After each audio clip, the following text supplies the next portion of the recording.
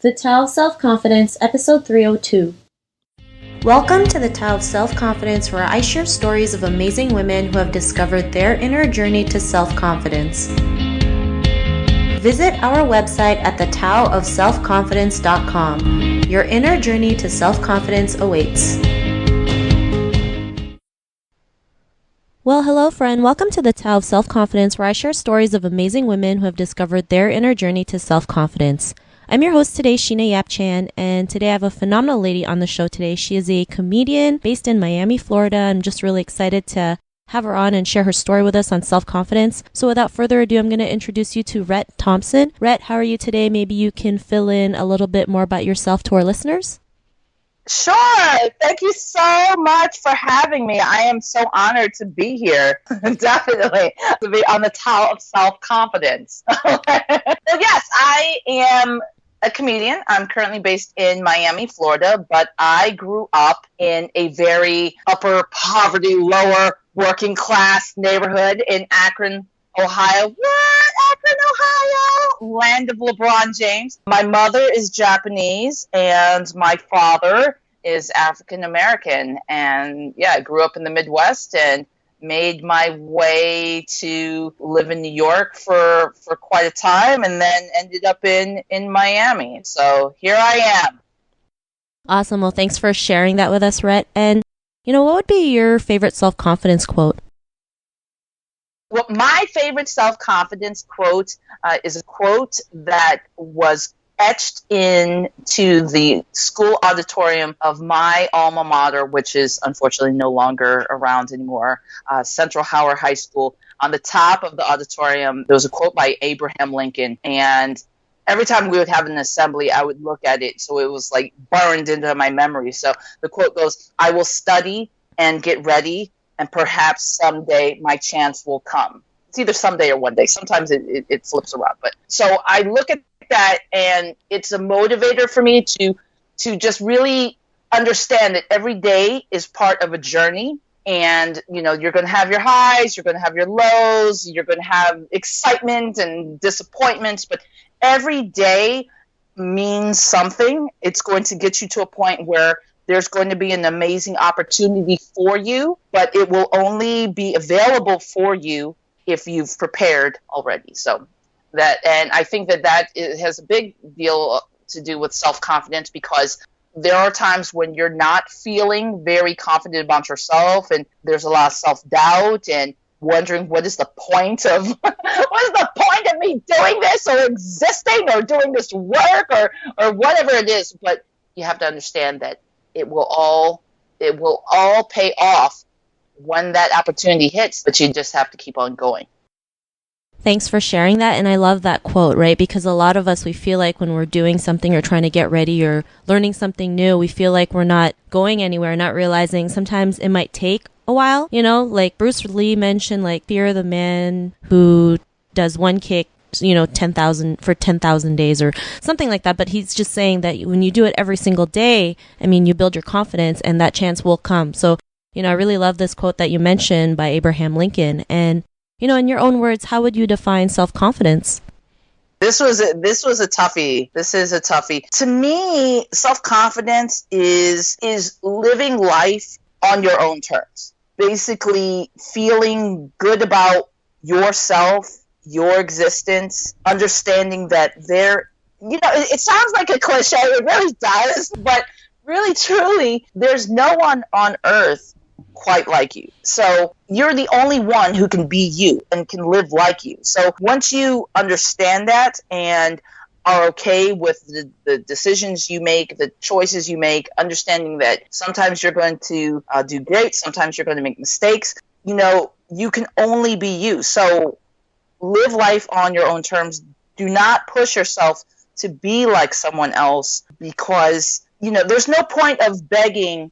Don't beg to be part of someone else's party. That's the worst. Like when you're desperate, like you hear like, oh, everybody's going to have fun over there. That's fine. On the other side, I totally would love to be part of that. That's great, but don't beg to be part of that. If anything, make people beg to be part of your party. And they're only going to do that if you already have your own thing going on, and you're going to have your thing going on because you're confident about the choices you make. Awesome. Well, I love that definition that you mentioned. It's so true, especially, growing up Asian, it's like we've been told to like be somebody else, not realizing like that really just hurts us in the end.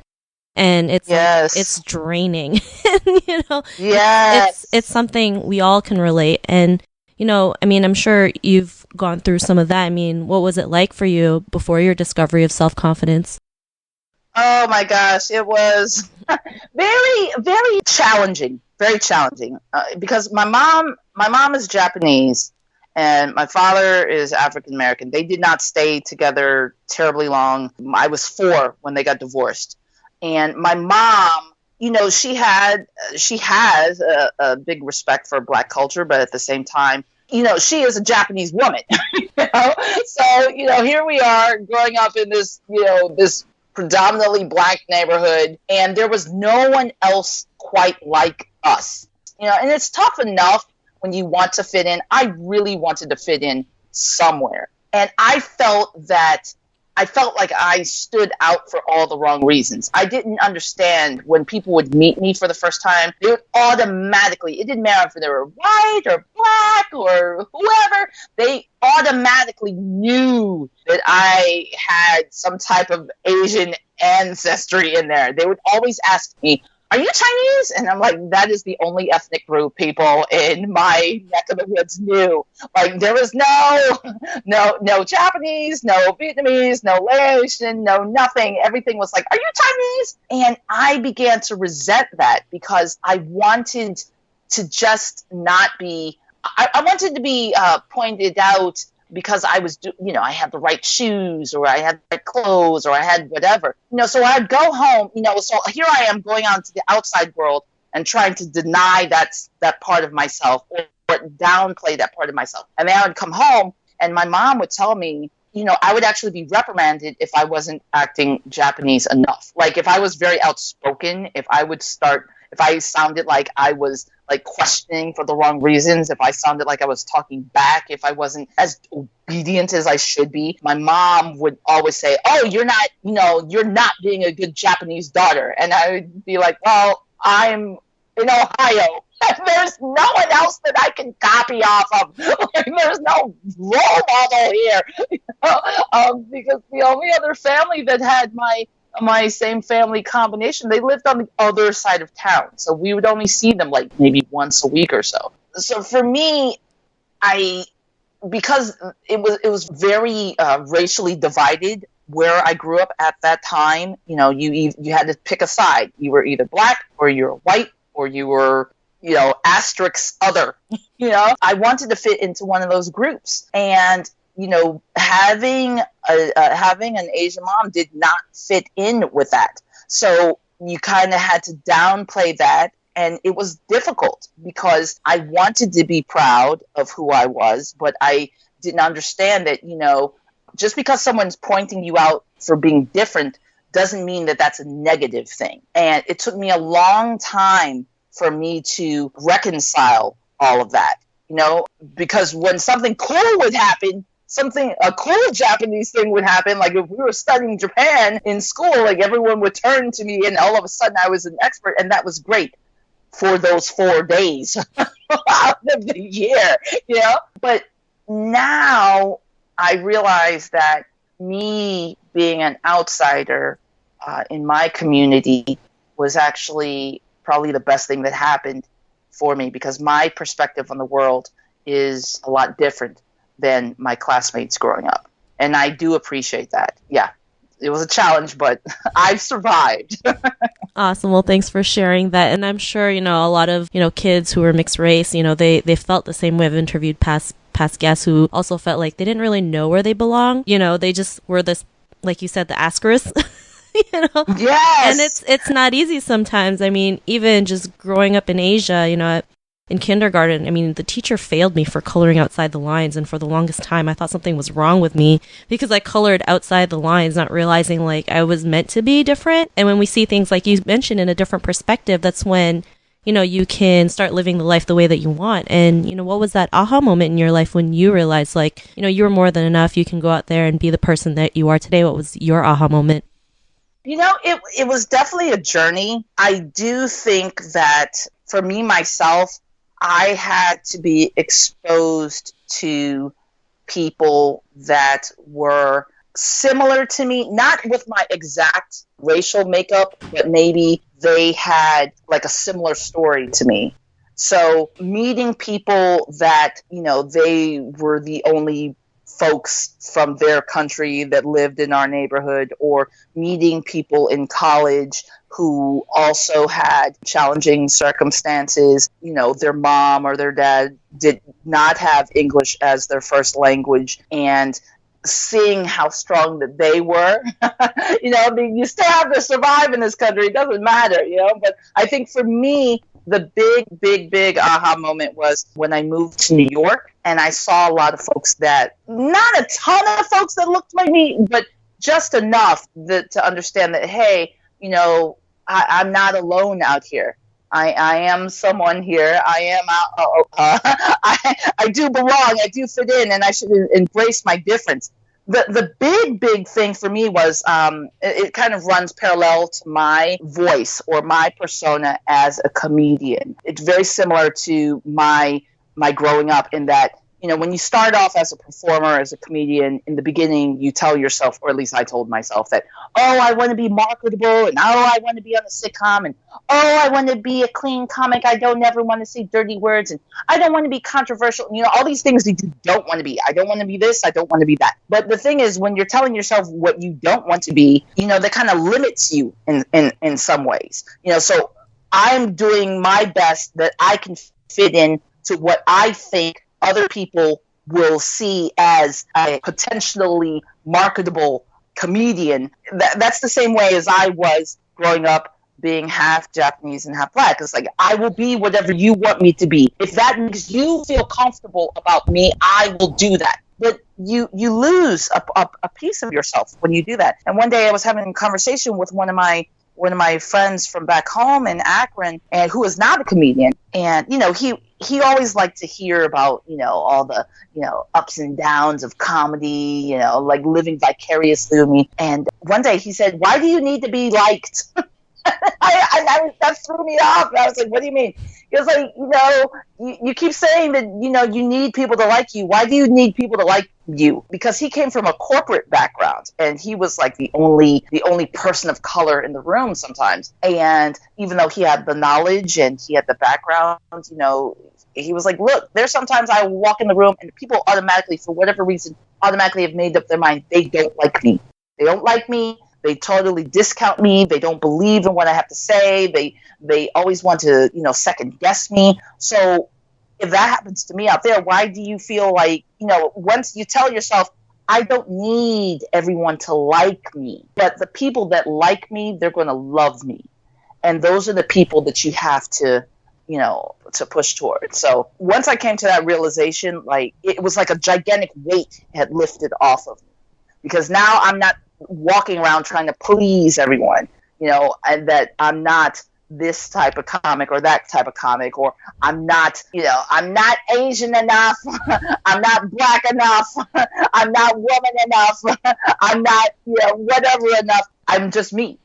And once I did that, it made my life much, much more easier and much more satisfying.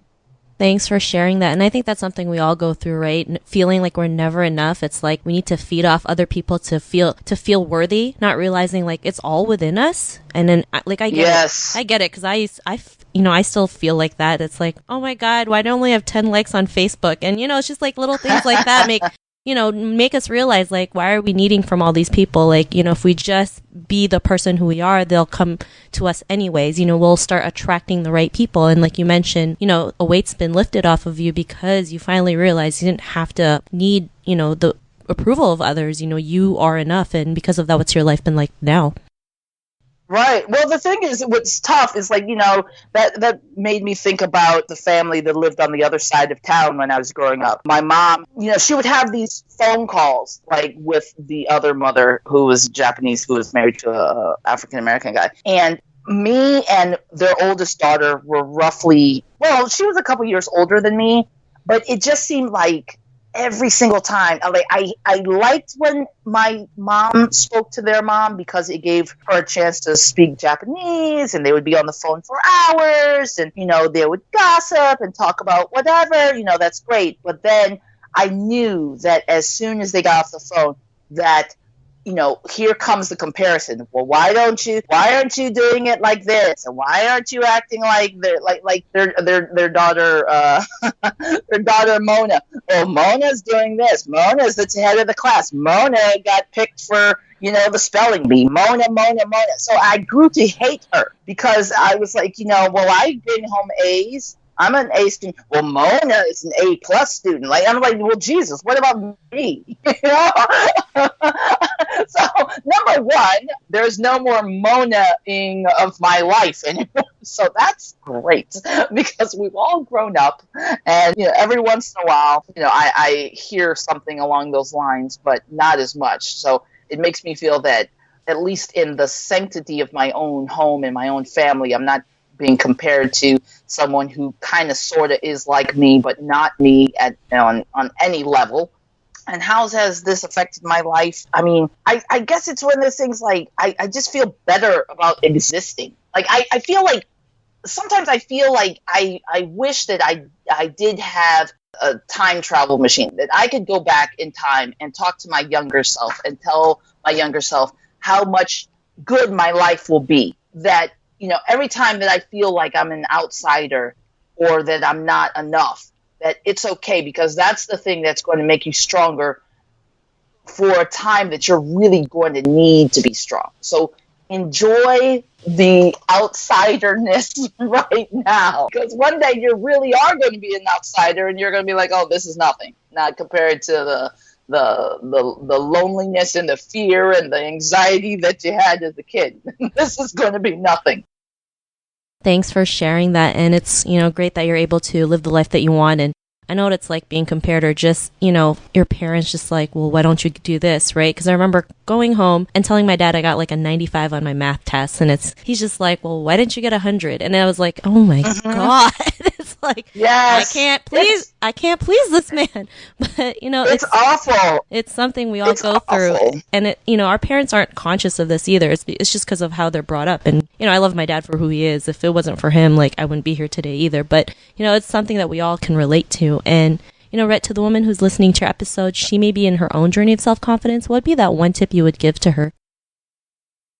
Oh, wow. If there was one thing that I would have to give to her, in terms of her self-confidence, I mean, just understand that it's a process,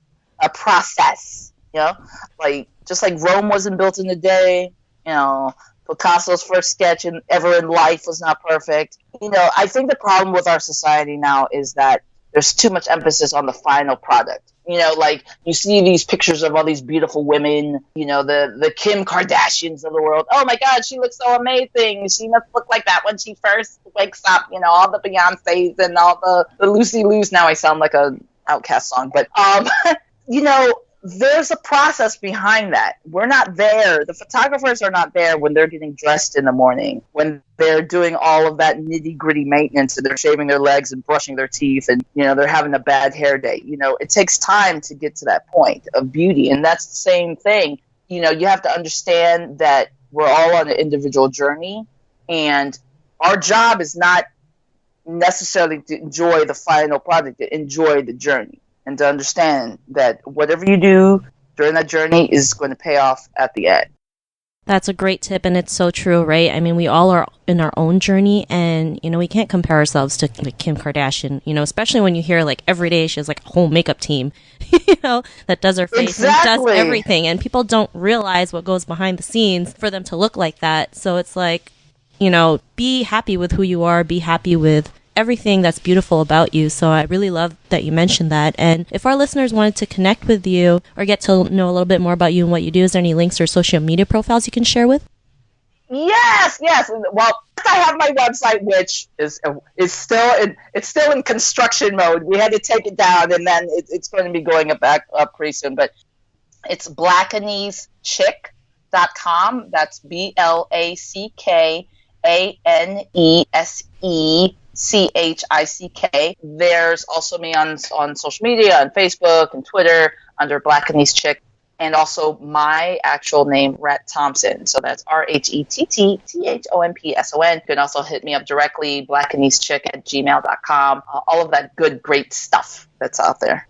Awesome. Thanks for sharing that. And to our listeners, if you want to connect with Rhett, you can also head on over to thetaoofselfconfidence.com and search for Rhett's name. Her show notes will pop up along with everything else we talked about. And I just want to thank Rhett for taking the time to share her story with us. So thank you so much. Thank you. I really appreciate it. It was an honor having you on and share your story. And to our listeners, be on the lookout for another new episode of another amazing woman's journey to self-confidence. And we'll talk to you soon. Bye for now.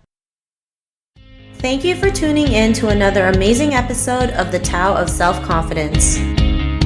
Visit our website at thetaoofselfconfidence.com to check out cool resources, blog articles, show recaps, and so much more. Your inner journey to self-confidence awaits.